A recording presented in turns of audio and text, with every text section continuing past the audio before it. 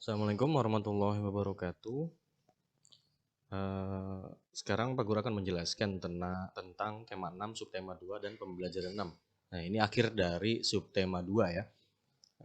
Pada kelas 5 sekolah dasar perpindahan kalor di sekitar kita.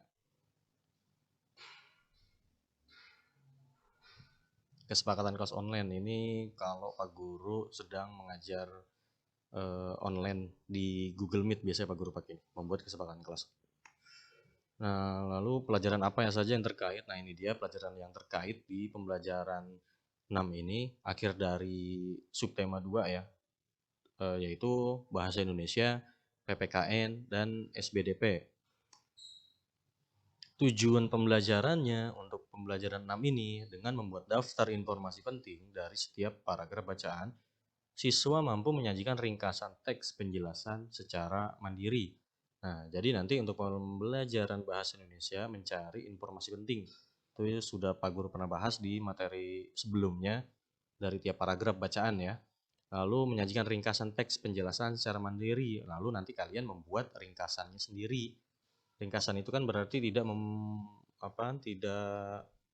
menulis ulang dari teks tersebut.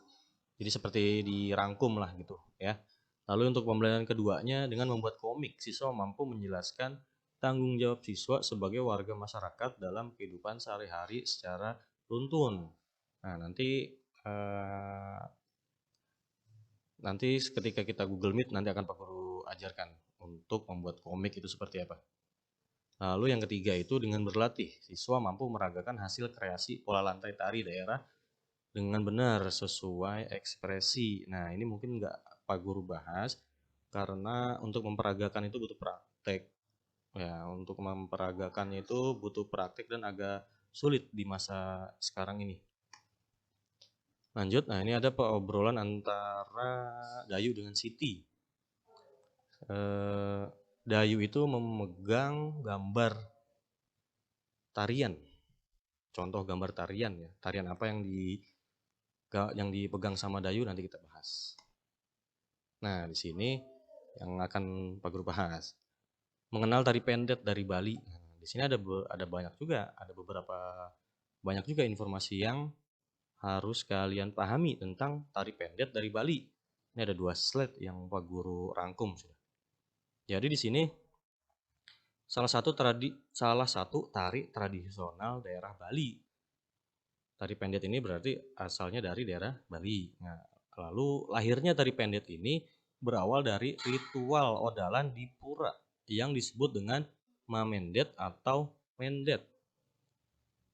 Nah, lalu informasi selanjutnya adalah tari ini dipentaskan secara berpasangan atau secara massal dengan membawa perlengkapan berupa bokor, sesajen, dan bunga.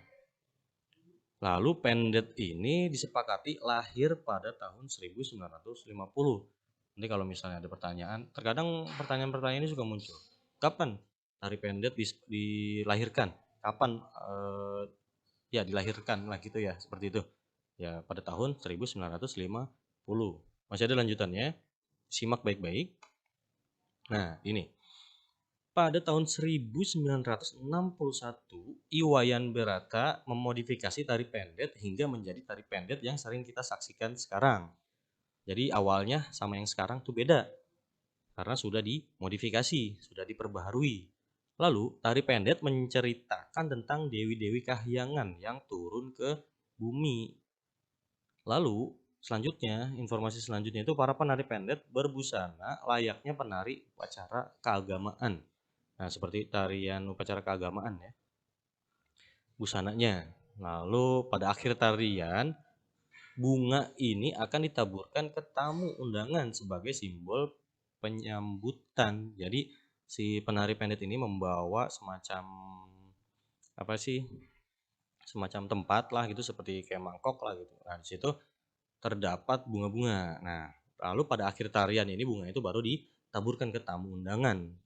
Untuk apa? Untuk simbol penyambutan. Nah, selanjutnya kita belajar bahasa Indonesia. Nah, di sini apa saja hal penting yang kamu temui pada setiap paragraf di dalam bacaan? bacaan. Nah, ini untuk Pak Guru ngasih tahu untuk cara mengerjakannya aja ya. Hal-hal yang penting. Jadi gunakan tabel untuk menulisnya. Gunakan kalimat lengkap dan kata-kata baku dengan tepat. Nah, jadi hal pentingnya itu apa? Nanti di setiap paragraf itu, misal paragraf pertama di situ kalian sudah menemukan hal-hal penting dari bacaan, lalu dituliskan di situ. Dan untuk yang kedua, ketiga, keempat sama seperti paragraf yang pertama. Nah, untuk PPKN. Untuk PPKN di sini kegiatannya ya. Jadi di sini materi untuk PPKN ya. Setiap kegiatan yang kita lakukan pasti melibatkan hak dan kewajiban. Jadi kalian di sini memahami hak kalian itu apa, kewajiban itu apa. Kalau ada hak pasti selalu mengikuti kewajiban. Jadi sebelum kita menuntut hak kita, kita harus melaksanakan kewajiban-kewajiban kita. Untuk sekarang kan kalian sebagai warga negara Indonesia, lalu sekalian juga sebagai siswa, apa kewajiban kalian? Iya betul. Apa kewajiban kalian? Dan apa hak kalian? Kalian sudah paham, sudah pasti paham karena sebelum ini materi juga sudah Bapak Guru terangkan di materi-materi sebelumnya. Ya, sampai sini di pelajaran PPKN Bapak cukupkan. Wassalamualaikum warahmatullahi wabarakatuh.